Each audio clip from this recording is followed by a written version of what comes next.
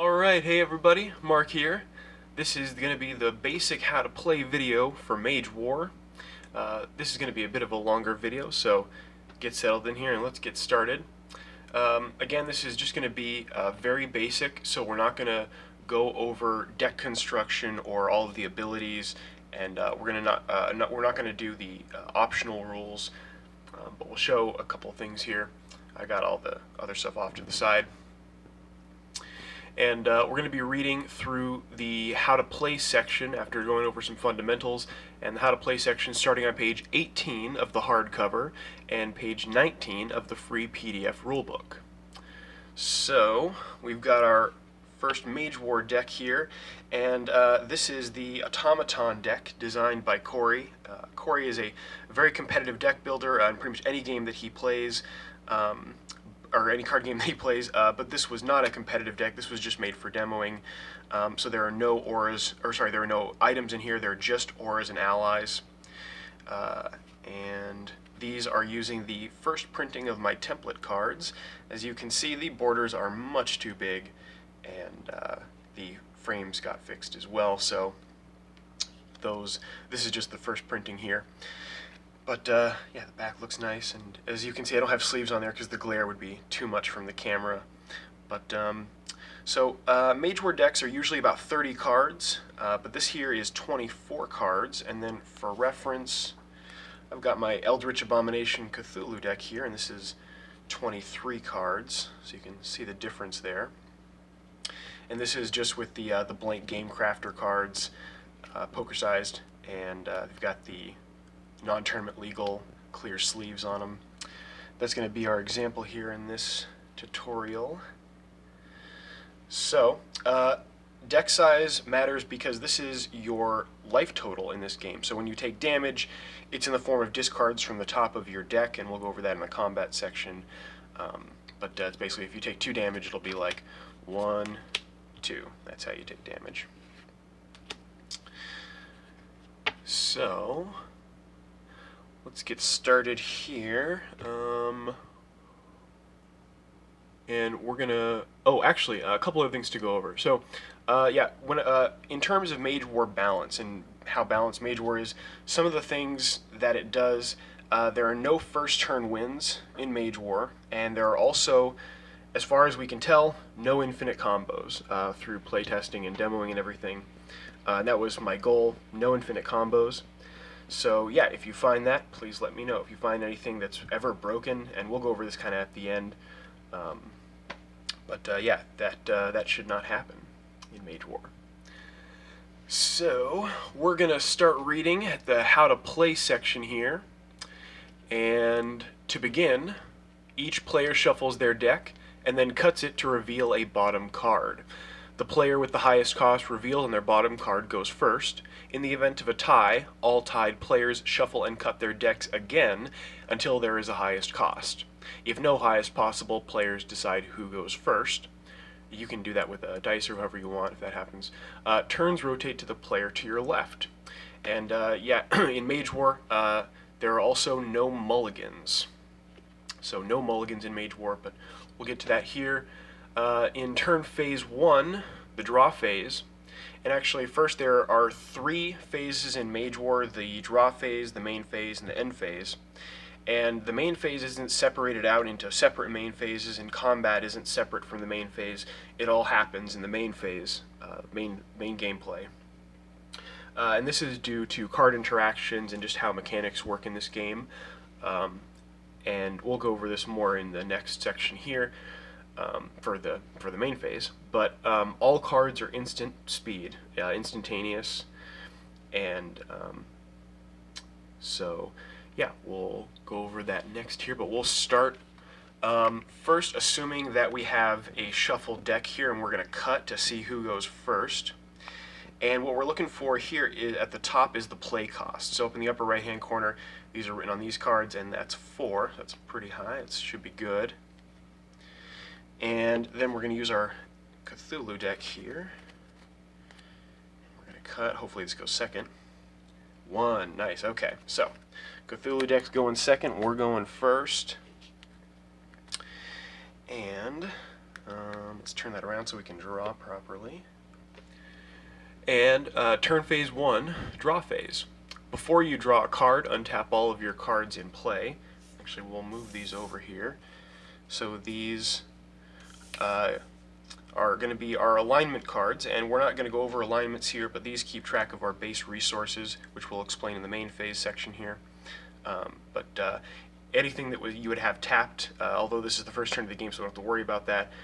You have an untap move here where you untap everything you have in play.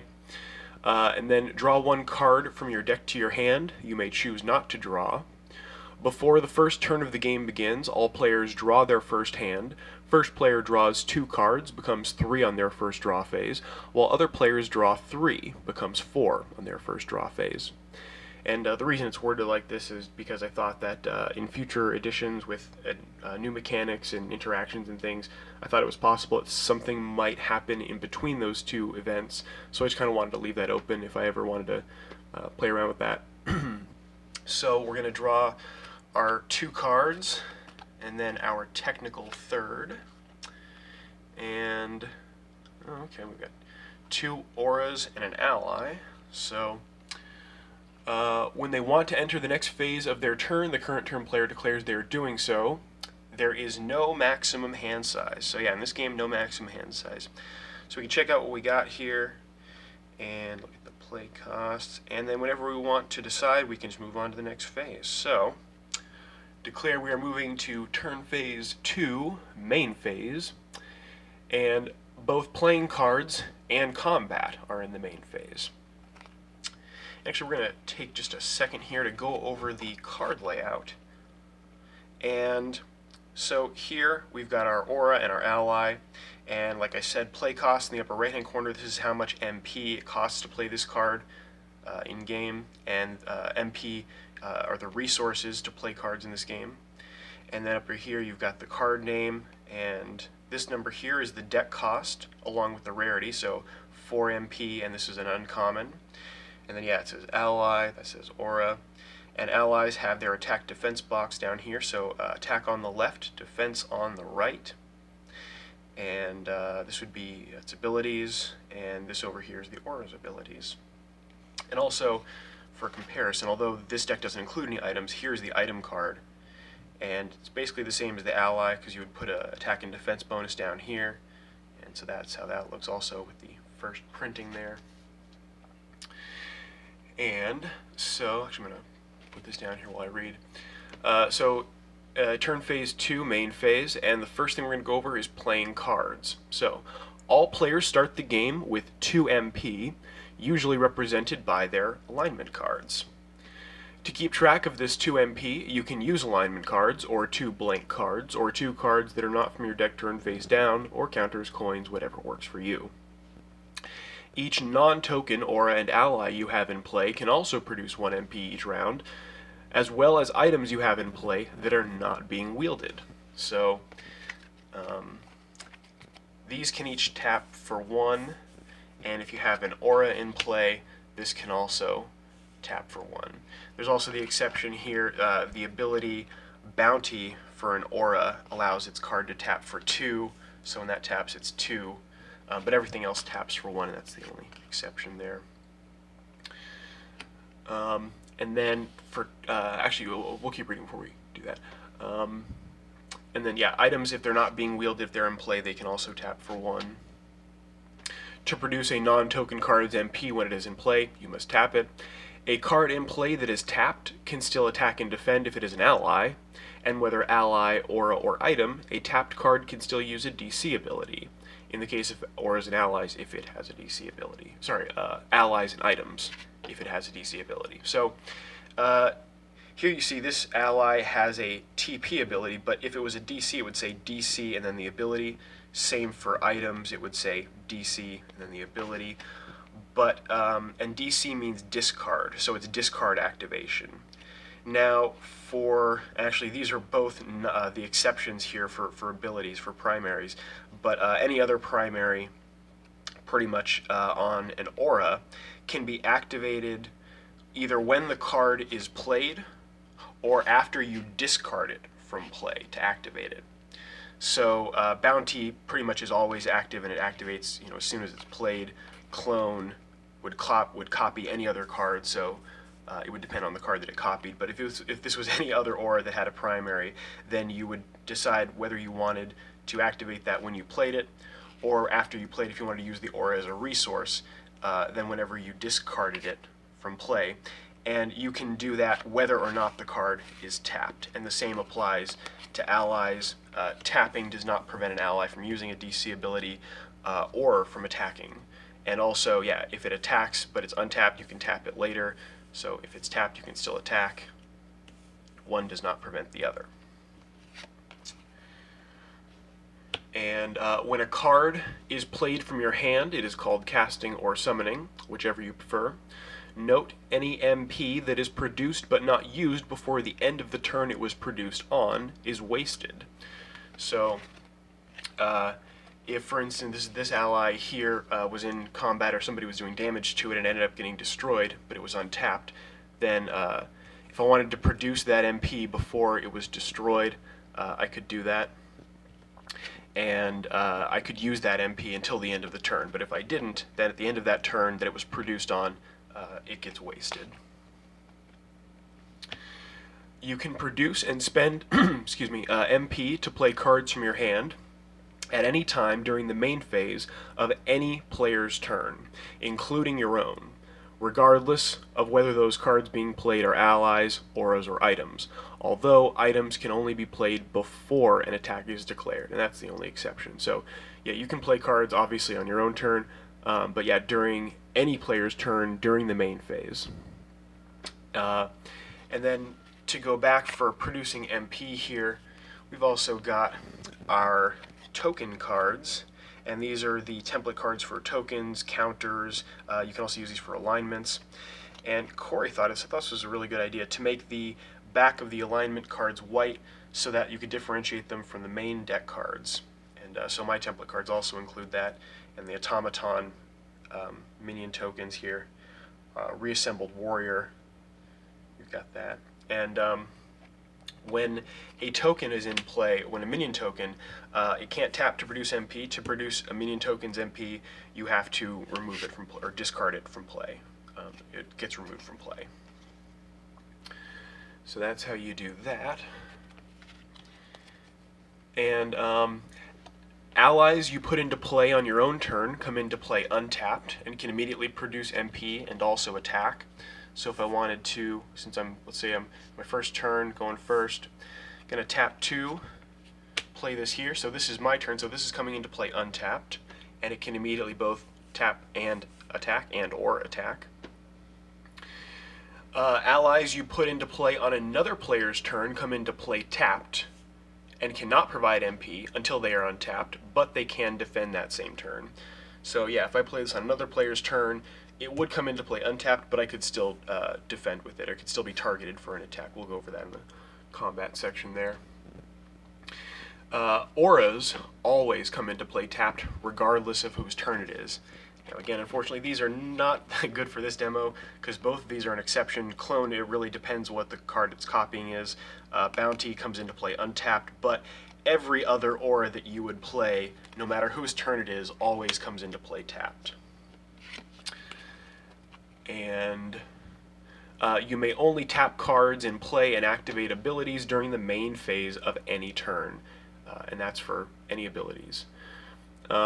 Each turn, the current turn player may choose to play the first card of that turn or activate the first ability. And this is kind of the first note on priority. This is where priority begins. Use established rules for priority, and also as a note, use established rules for the stack if it ever comes up. Sometimes it's kind of uncommon, I think, so far in demos, but there are instances where you can use it. It's just kind of it's a more strategic situation where you would want to engage a stack. But if you need to, definitely use those rules. Those are official. It's my official ruling there. And then before we get to combat, we will go through this section here when non-token cards are destroyed. So let's assume we played our ally here. So anytime a non-token card of yours in play, aura, ally, or item, is destroyed, it is considered to be in the discard pile, but instead of putting it in the discard pile, you turn the card face down. So there are many instances where you would simply discard a card, and that's just going to the discard pile. But when a card in play is destroyed, a non-token card, you actually turn it face down, and it is still considered to be in the discard pile. If a destroyed non-token card was untapped when it was destroyed, then it is still untapped when turned face down, and may still be tapped to produce MP after it is turned face down until the end of the same turn on which it was destroyed. It may tap to produce the same amount of MP it could have before being destroyed. So this ally before being destroyed could produce 1 MP, so if it was still untapped, then it could still produce 1. If this was this bounty aura here that was destroyed and it was untapped, then it could produce 2 when it was doing that, but only until the end of the same turn on which that was destroyed. If you begin a turn with any face-down cards in play, although still considered to be in your discard pile, you may move any of them to your discard pile face up at any time that turn during your main phase to produce 1 MP each. So if you begin a turn with any of these in play, any face-down cards, at any time during that turn, you can move them face up to produce 1 MP. And this applies even if it's a bounty aura that's face down. Doing that still only produces 1 MP. At the end of your end phase, on your own turn each round, i.e. this is the last thing to resolve on your turn each round, all of your destroyed face-down cards on the field are moved face up to your discard pile, and doing this does not produce MP. So if you didn't do that at any point during your turn and you ended it, after the turn that you began with these in play, still face down, then at the end of that turn, you turn them face up to the discard pile, and it doesn't produce any MP. Face-down cards are not hidden and may be inspected freely by players in a game. The same also applies to discard piles, which are always face up. So this is not hidden knowledge. If somebody wants to know what this is, reveal it. Individuals outside of a game may not touch or disturb cards in a game. I think that's pretty self-explanatory. And now we can go on to combat. So... yeah, actually, I'm sorry. I keep filling with these. My apologies. Combat. So combat in Mage War, just to kind of give a brief preface here, kind of works like Yu-Gi-Oh, where you actually assign which of your opponent's allies this ally is targeting for its attack. So the attacker determines which ally is defending. Allies can only attack once per round on their player's turn, and only during that player's main phase. Allies with celerity can attack more than once per round. Allies must attack one at a time. Any allies you're attacking with in a turn do not have to attack the same player. And I'm sorry, that's a typo. That'll get fixed in the next printing here after the fixed cover, or with the fixed cover. It should say within as 2 words, not within as 1 word. So any allies you're attacking with space in a turn do not have to attack the same player. And also, allies must attack one at a time. So, if I was to assign this ally to attack anything, then this attack would need to resolve before I could assign another attack. An ally with celerity makes each of their attacks one at a time, and each attack may have a different target.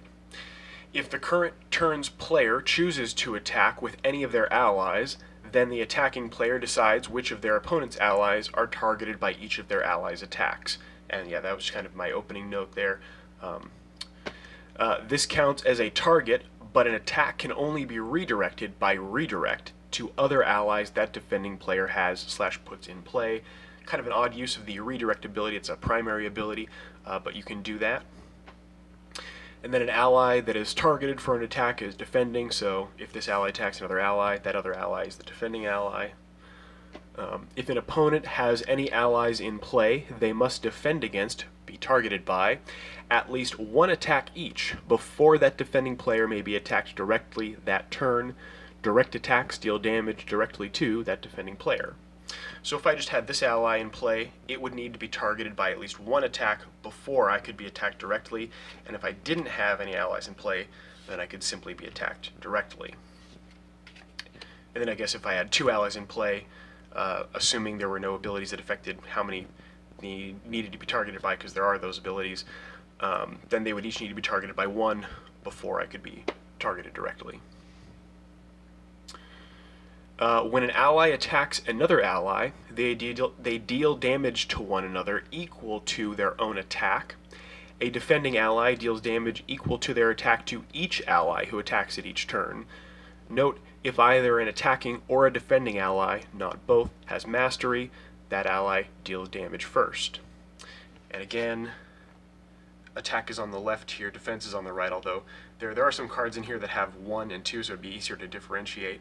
Actually, maybe I should pull one out here just to make it easier. Sorry about the bumping camera. So actually, there we go here. So attack 1, defense 2. There you go. And if an ally is dealt damage equal to or greater than their defense in a single turn, then that ally is destroyed. A destroyed ally is discarded from play to the discard pile. See the above section. So yeah, it's turning face down. So if this ally was dealt 2 or more damage in one turn, then it would be destroyed and turn face down. When an ally attacks a player directly, that player takes damage equal to the ally's attack, and this damage is taken in the form of discards from the top of that player's deck, and then from their hand when there are no more cards left in their deck. If a player takes damage but has no cards left in their deck and also no cards left in their hand, then that player is eliminated from the battle, i.e., a player is only eliminated if they have to discard due to damage, but are unable. So the sabotage ability can't cause you to lose the game in that case. And I'll skip over these next 2 notes here, and we'll just go to turn phase 3, turn end. When the current turn player declares their turn is over, the turn passes to the player on their left. Other players may play cards and activate abilities before the end of a turn, passing priority starting on current turn player's left. Turn ends when all players pass. Current turn player may play cards and activate abilities in response. So it's just however many times you go around there. When the current turn player's turn ends, i.e. this is the last thing to resolve at the end of each player's turn, all their destroyed face-down cards in the field are moved face up to their discard pile, and doing this does not produce MP, so that's just a repeated note from before. If at the end of your turn you still have any face-down cards in play that you started that turn with, if it's your turn, then you move those face up to the discard pile. And then winning. The last play remaining in a battle wins that battle. In a match between 2 to 4 players, the first player to win 2 battles wins that match. And that is the end of the how to play section. So a final note here for playing and just for any edition of Mage War, no matter what edition it is, first, second, whatever. As a player, you should always be trying to break this game. Like I said before, the object is to be balanced. And so if anything needs to be edited, and I'll go over this more later in future videos, but I can edit Mage War, you know? I can release a new printing if there's some major rule change that needs to happen, or if it's just a small edit that it can be made in a future edition. And the object is to eliminate infinite combos and anything that's broken. And I'll go over more about edits and future editions and things like that kind of in more detail later, but just as an opening, yeah, you should always be trying to make the nastiest decks, really try and find something gimmicky, try and make a meta, because my object in making, or my goal was to make that not possible. So, really hope I've succeeded. Thank you so much for watching. We are just past, we're almost at 25 minutes here. So thank you for watching, and I really hope you enjoy Mage War. Hope you enjoyed the video. And yeah, I'll see you in the next one. All right.